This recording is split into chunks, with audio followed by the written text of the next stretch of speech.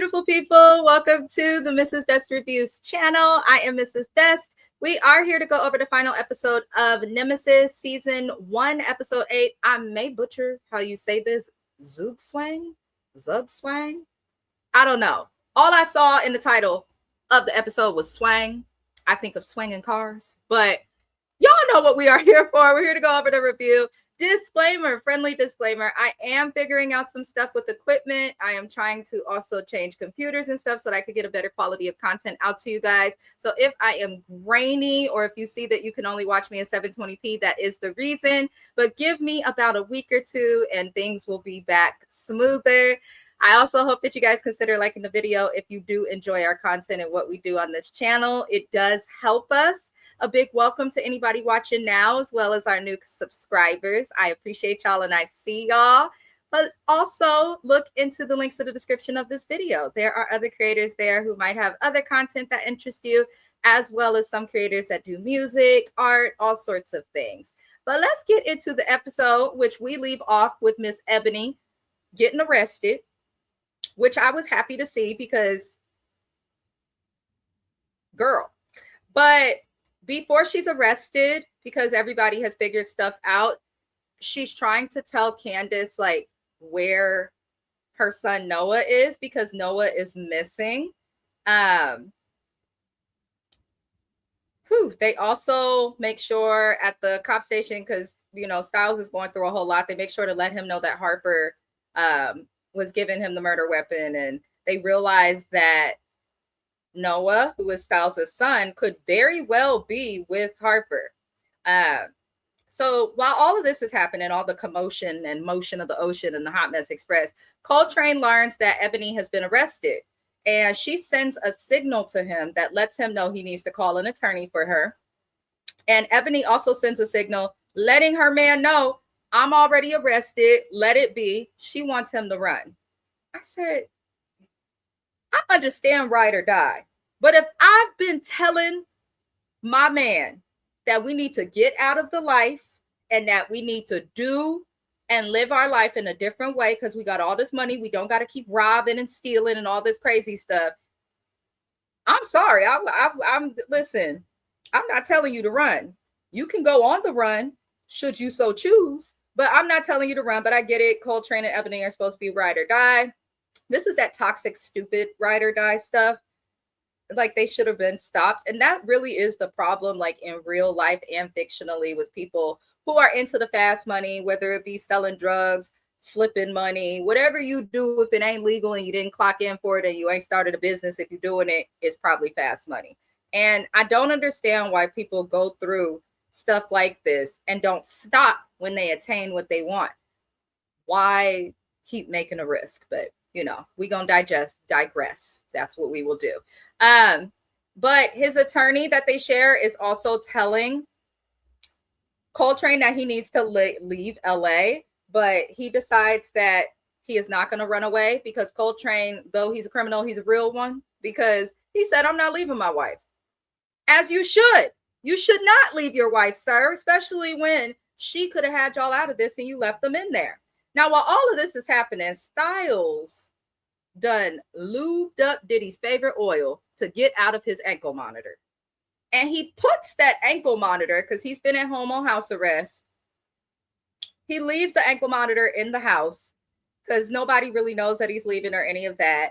I'm just looking like, bro, you're a cop. Of course, cops, I do expect them to know how to get out of an ankle monitor. But I'm like, you're not going to be a cop just doing stuff and getting away with it. Like, craziness. Now, did he deserve the monitor on his ankle? No. But I just thought that was funny as hell. Because if you've seen an ankle monitor in real life, they are not the easiest thing to get out of. Also, fun fact, if y'all go on Amazon, I don't know if I should be saying this on the internet, but I had went on Amazon because I went to a concert a couple months ago and my friend was like, I want a drink, but I don't want to pay $40 a drink. That's what they charge us here in the Bay Area in the Oakland Coliseum. Yes, they do. And they're crazy. But she didn't want to pay for the drink. So she was like, I saw this disguise, this and that. Some brushes. It looks like brush that you could brush your hair with, but you could like pour alcohol in it. Why did they have something like that, but it was an ankle monitor? But you could put alcohol in it. I said, so what, you get in the event or the party and you just take your ankle monitor off and be drinking out of what looks like a way for the government to track you. Fascinating things. I thought that was funny.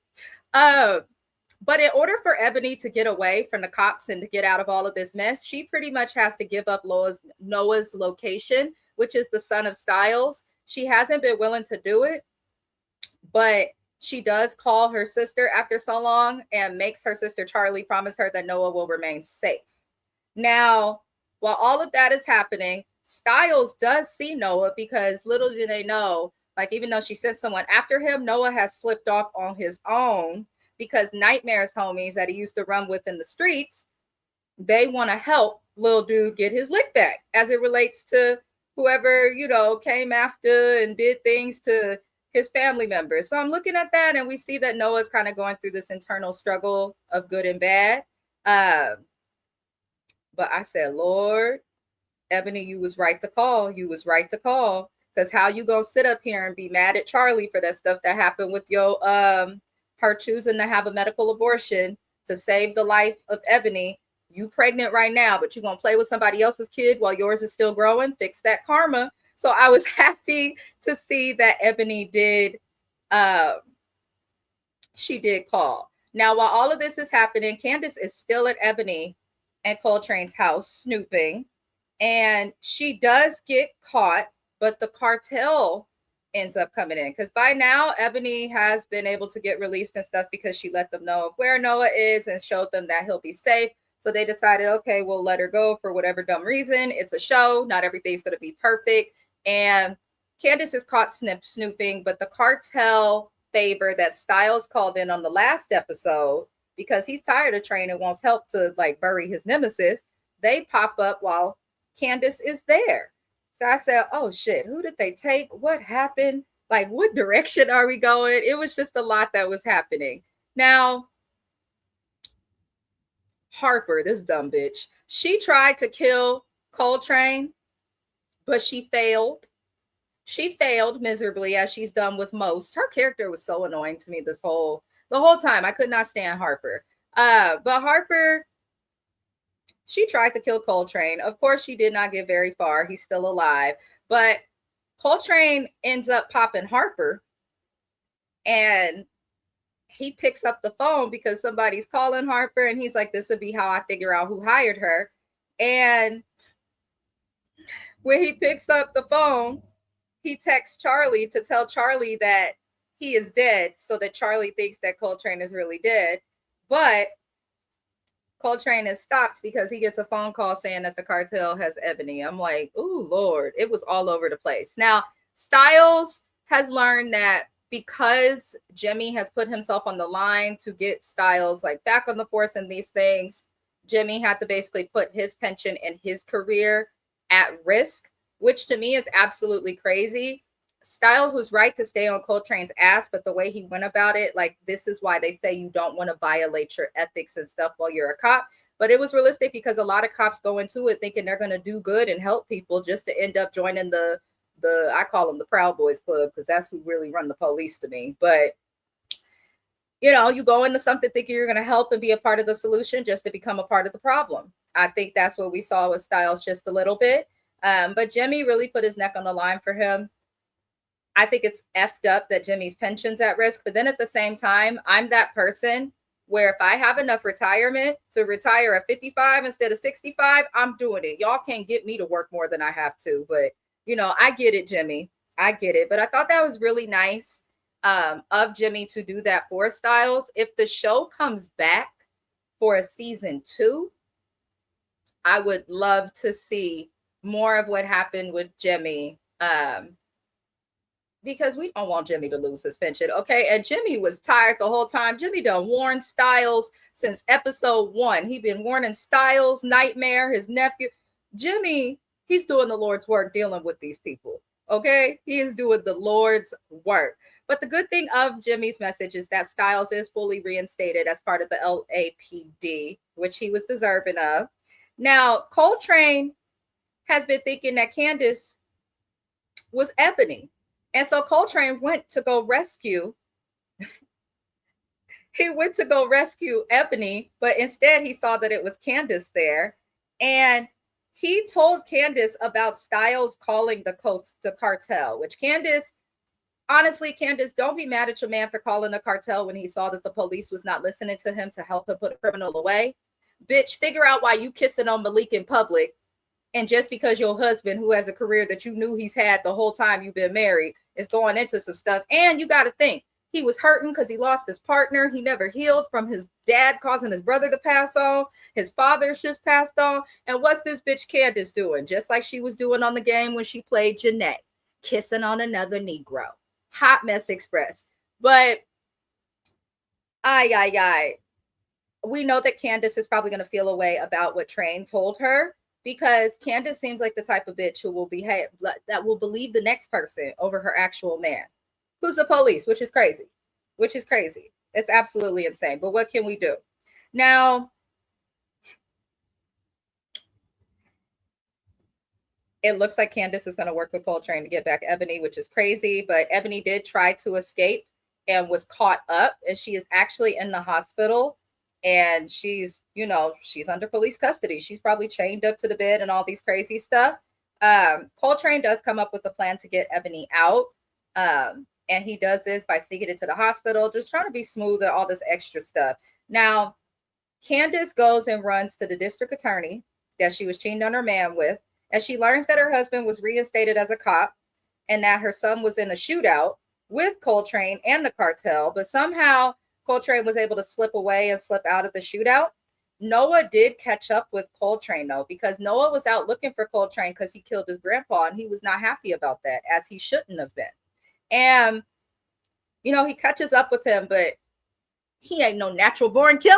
That's really what it was. Like, a person that hesitates before taking the life of someone else, that's a person with a good set of morals and values. If you're just like, pop, pop, pop, drop to the ground dead, let's go have tacos or go to Denny's, like, you might have some psychopathic or sociopathic tendencies. You just might. But as the young man that he is, he really struggles to shoot Train. And, Coltrane also has a softness for kids. His crew was stupid, but he draws the line at kids. So Coltrane didn't shoot. We see Styles catch up with them in this moment. And I was very, very nervous, because Train was talking to the young man, and then Styles pops up, and Styles was talking to Coltrane as well. Now, Styles did almost get shot by Coltrane, but he was not, which is a good thing. He ends up being faced with the option of either getting Coltrane or sitting there and being with his son. Now, I was happy to see, even though I was pissed off that Styles took a minute to think about it, but he did end up choosing to save his son and apply pressure to that bleeding wound over pursuing Coltrane. Now, maybe this is why they say it's a limited story. It's a limited series, because they could technically end the shit right there and say, this was a limited series. He finally chose his family first. But I don't think the story's done, because he still got a wife that's out there hoeing. You're never going to convince me that it's okay to cheat. Leave them if you're unhappy. Don't cheat. Don't cheat back. It doesn't help anybody. It just makes an already fucked up situation worse. So he still got the situation with his wife. His son, it looks like his son might leave or might live. But, I mean, how will we know? Whitney Houston, high notes. How will we know? But I am curious to see what happens with the rest of this series. I mean, they've kind of nipped it in the bud. It's a limited series, but I'm curious to see if they will come back for a season 2. Let me know what you guys think will happen. And if you enjoyed the finale, I thoroughly enjoyed it. Let me know if there's anything I missed out on that you want to discuss. The conversation's always open in the comments. But other than that, I appreciate you guys for watching these reviews. I will be replacing Nemesis with The Shy, which comes on weekly on Paramount Plus, Showtime. And I'll also be adding Raising Kanan, which is a part of the Power universe, to the lineup of things. Raising Kanan does premiere tomorrow, June the 12th. On Friday, I will have that review up for you guys on Saturday, June the 13th. But I really appreciate everybody. Apologies for this. I ended up just streaming regularly from the computer, laptop, all of that. I'll see y'all for the next review, Thug Life, and I hope everybody enjoys their day. Au revoir.